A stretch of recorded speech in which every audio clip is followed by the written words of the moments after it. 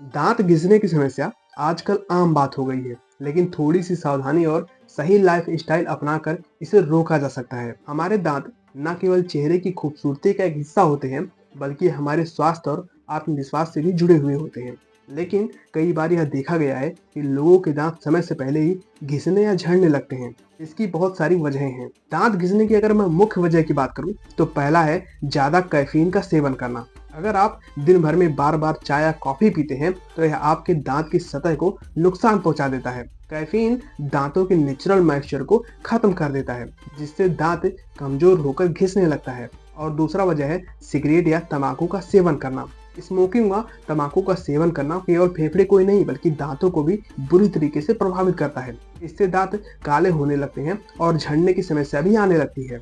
और तीसरी चीज है अत्यधिक तनाव, यानी कि जब कोई व्यक्ति बहुत ज्यादा मात्रा में स्ट्रेस लेता है, तो उसके दांत झड़ने लगते हैं या फिर घिसने लगते हैं। और चौथी चीज है मुंह की साफ सफाई में लापरवाही करना।